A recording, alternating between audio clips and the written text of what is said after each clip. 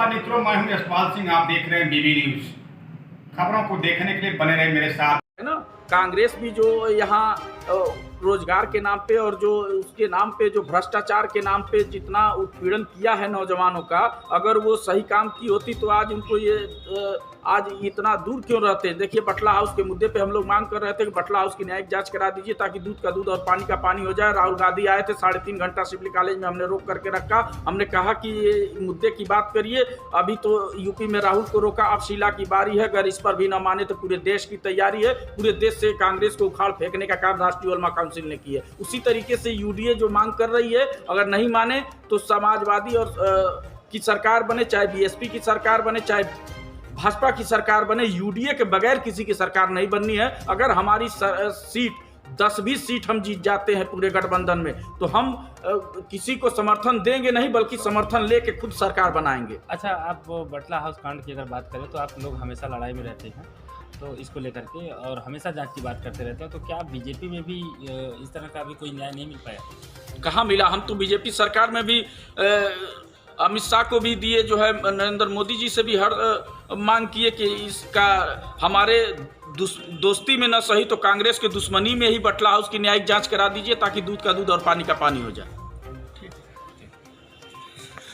और जिस तरीके से देखा जा रहा है, क्या कहना चाहेंगे? देखिए, इस चुनाव में जिस तरीके से मुस्लिम राजनीतिक लोगों को अछूत बना दिया गया है, एक तरीके से ये देखिए, समाजवादी पार्टी बात करती है हिस्सेदारी की। सबको उन्होंने 1.5% वाले से गठबंधन किया, कृष्णा पटेल से गठबंधन किया, जिसकी एक बेटी अनुप्रिया पटेल ऑलरेडी भाजपा के गठबंधन में है। महान दल से किया उन्होंने, जो है राजभर से किया उन्होंने, जो है उन तमाम छोटी छोटी बैकवर्ड अति पिछड़े दलितों से किया। लेकिन उन्होंने दलित और मुसलमानों को धोखा दिया। चंद्रशेखर रावण को बुला करके 3-3 बार बुला करके उनको बेइज्जत किया और उसके बाद किसी मुस्लिम बेस पार्टी को अपने गठबंधन में नहीं लिया। इसका खामियाजा उसको 2022 में भुगतना पड़ेगा माननीय अखिलेश यादव जी को। और राष्ट्रीय उलमा काउंसिल जो यूडीए बनाई है, जिसमें चंद्रशेखर रावण है, पीस पार्टी है और नागरिक एकता पार्टी है, इस तरह की तमाम जो 22 पार्टियां हैं, ये मिल करके एक विकल्प देंगी। और आने वाले चुनाव में अब तो सपा में भी मुसलमान को किनारे लगाया जा रहा है, सफाया किया जा रहा है। आपने देखा कि मुबारकपुर में विधानमंडल दल के नेता को बुला करके और जिस तरीके से धोखा दिया अखिलेश यादव जी ने। यहाँ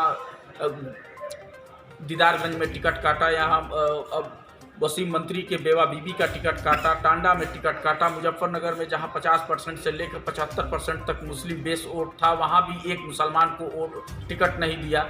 इस तरीके से अब ताबेदारी करने के लिए मुसलमान तैयार नहीं है, अपनी हिस्सेदारी लेने के लिए तैयार है। और जो विकास का ढिढोरा पीट रही है बीजेपी, जो कर रही है, अगर विकास अगर वो की होती तो विकास के नाम पे अगर वोट मांगना है तो बीजेपी को मैं कहता हूं कि वो वोट मांगे हाथरस कांड पे, वोट मांगे उन्नाव रेप कांड पे, वोट मांगे जो है ऑक्सीजन नहीं उपलब्ध करा पाई। वो जिस तरीके से नौजवान रोजगार मांगने के लिए रोड पे आते हैं तो पीट करके लहूलुहान कर देते हैं। गोरखपुर में बच्चियां अगर रोजगार मांगने के लिए उतरती हैं तो उनको पीट करके लहूलुहान कर देती हैं। तब उनका कहाँ चला गया बेटी बचाओ और बेटी पढ़ाओ का नारा। इस तरीके से योगी जी अब ये भी फेल हैं। अब इनके जिन्ना हिंदुस्तान पाकिस्तान मंदिर मस्जिद यही मुद्दा रह गया है, कोई बेस इनके पास अब नहीं रह गया है। और राष्ट्रीय उलमा काउंसिल जो यूडीए बनाई है, जिसके कन्वीनर हैं मौलाना आमिर असादी साहब, ये देखिएगा इस बार हमारे गठबंधन के बगैर किसी की सरकार नहीं बनने जा रही है। अच्छा, ये जाने बताइए कि भारतीय जनता पार्टी ने जो है कि कहती है कि महिलाओं का इसमें जो है कि सुरक्षा हो रही है इस सरकार में, तो कितनी सुरक्षित महिलाएं हैं, चाहे मुस्लिम की हों या हिंदू की हों? तो सुरक्षा के बाद अभी एक बुर्का का वही मामला आया था सामने, किसी अन्य जगह से सोशल मीडिया के वायरल हुआ, तो इसको लेकर के कहते हैं? देखिए, ये योगी जी तय नहीं करेंगे कि हम टोपी लगाएंगे, कि टीका लगाएंगे, कि पगड़ी बांधेंगे।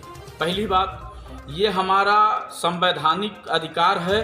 और जो ये तमाशा कर रहे हैं, ये आर्टिकल 21 का वायलेंस है। हिजाब पहने या बाबा आज 5 साल से जो है भगवा पहन करके सरकार चलाए हैं, हमको तो तकलीफ नहीं हुई। उसी तरीके से ये सबको ये फंडामेंटल राइट्स है, उनका ये मौलिक अधिकार है कि वो क्या पहनेंगे क्या खाएंगे, ये बाबा नहीं तय करेंगे। और रहा सवाल दिक्कत की महिलाओं की सुरक्षा की, जहाँ तक बात है तो महिलाओं का सुरक्षा के सवाल पे मैं कहना चाहता हूँ, जो विकास का ढिढोरा पीट रहे हैं आज पूरे प्रदेश की जनता ये ढूंढ रही है कि विकासवा कहाँ बा, विकास कहाँ है। विकास हुआ है किसमें हुआ है? महिलाओं के छेड़खानी में हुआ है, महिलाओं के बलात्कार में हुआ है, इनके मंत्री और विधायक के द्वारा बलात्कार में हुआ है। ये महिलाएं आज अपने आप को असुरक्षित महसूस कर रही हैं। आप देख रहे हैं कि हाथरस के अंदर महिला के साथ जो हुआ, एक तो उसके साथ रेप हुआ और नहीं तो मारने के बाद उसको लाश तक नहीं दिया जा रहा है। और उस पर ये लोग बात करेंगे, यहाँ किसान अगर अपने हक की आवाज़ उठाता है तो इनके मंत्री जो है उस कुचल देते हैं, और उस पे जो है उस मुद्दे पे क्यों नहीं वोट मांग रहे हैं। जिस तरह टक्कर चल रहा है सपा और बीजेपी में, उस तरह अपने पार्टी को आप कहाँ देखते हैं?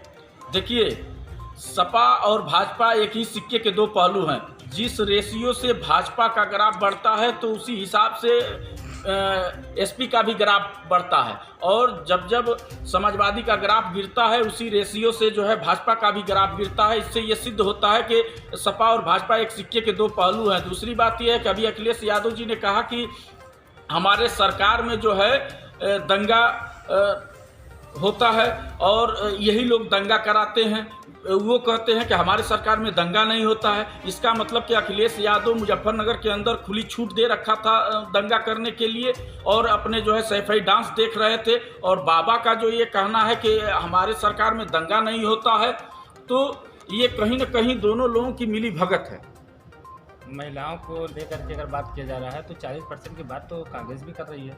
देखिए, कांग्रेस कर रही है, लेकिन वो कांग्रेस के पास कोई जनाधार नहीं है आज के डेट में। वो कांग्रेस जो